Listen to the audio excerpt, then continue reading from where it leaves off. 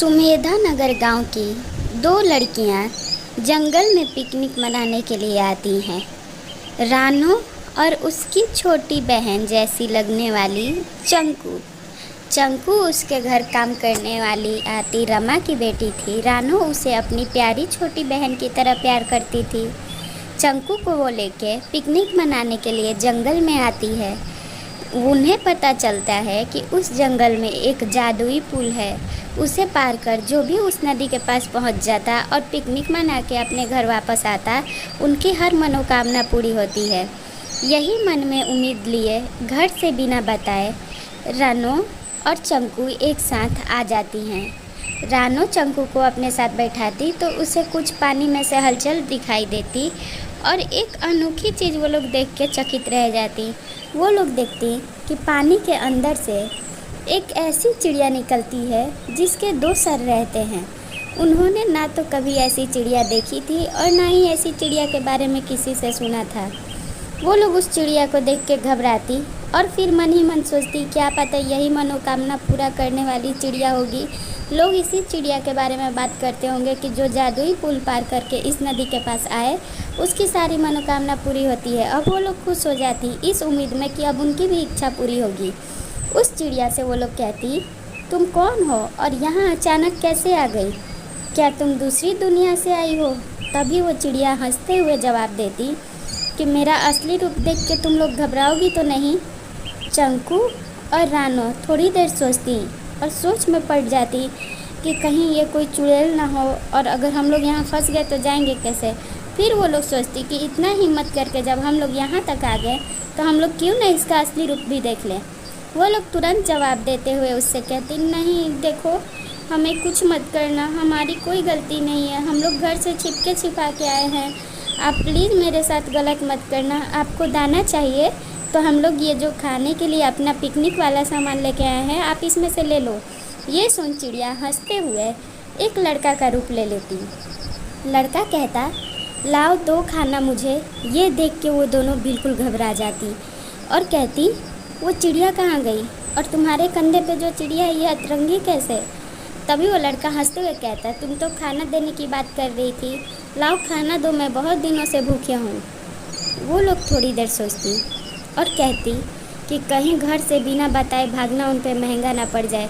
घर वालों को पता भी नहीं है कि वो लोग इस नदी के पास आई हैं। अगर इन्हें यहाँ कुछ हो जाता तो कोई इनका मदद नहीं करेगा। वो लोग उस लड़का से कहती, हाँ तुम मेरी पूरा खाना ले लो पर हमें वापस घर जाने दो। वो लड़का हंसते हुए कहता, मैं तो यहाँ बहुत दिनों से किसी दोस्त के इंतज़ार में था। अच्छा हुआ जो तुम लोग यहाँ आ गई। चलो अब हम लोग मिल के ये पिकनिक मनाएंगे। चंकू और रानो सोचती कि कहीं मैं इसके साथ पिकनिक मना लूँ तो फिर ये हमारी शायद मनोकामना पूरा कर देगा।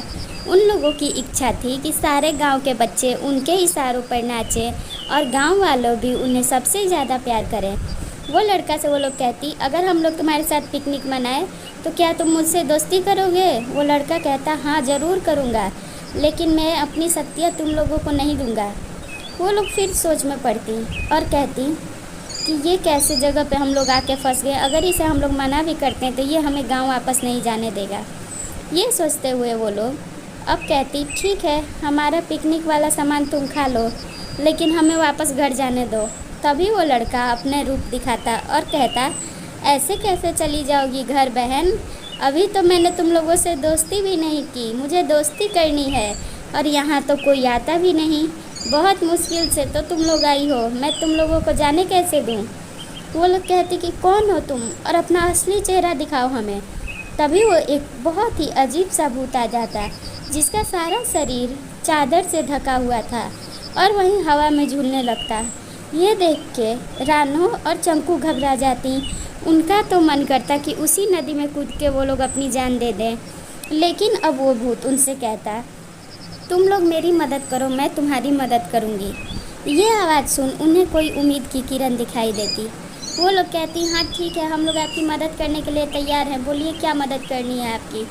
तभी वो भूत कहता, मेरी आत्मा यहाँ बहुत दिनों से तड़प रही है, मुझे मुक्ति चाहिए, क्या तुम लोग दिलाओगी? तभी वो कहती, हमारे पास तो अभी कोई चारा नहीं है, और ना ही मेरे पास कुछ ऐसा सामान है जिससे मैं आपको मुक्ति दिला सकूं। हमें गांव जाने दो, गांव जाके हम लोग अपने गांव वालों से आपकी मुक्ति दिलाने की बात करेंगे। तभी वो भूत हंसते हुए कहता है, अच्छा ऐसा बात है तो फिर मैं तुम लोगों के सामने अपने असली रूप में आता हूँ। और फिर वो अपने असली रूप में आती। वो एक चुड़ैल रहती जो कि कहती, मुझे अभी भूख नहीं है, मैंने अभी अभी ही इस नदी की बतख खाई। मैं चाहूँ तो तुम लोगों को अभी अपना शिकार बना लूँ, लेकिन मुझे अभी नहीं शिकार बनाना, मुझे मुक्ति चाहिए। चंकू और रानो तैयार हो जाती उसे मुक्ति दिलाने के लिए। वो लोग उससे वादा करती और ये कहती कि उन्हें गांव में जाने दो वापस। वो लोग वादा करके जाएंगी कि उन्हें मुक्ति दिलाएंगी। उनके बातों पे भरोसा कर लेती वो चुड़ैल और उनसे वादा करवा के वापस गांव जाने के लिए छूट दे देती और कहती कि धोखा मत देना, इस नदी के पास मैं तुम लोगों का इंतज़ार करूंगी। अगर तुम लोग यहाँ नहीं आई तो मैं तुम्हारे गांव भी आ सकती हूँ, क्योंकि तुम लोगों ने मुझे जगा दिया है।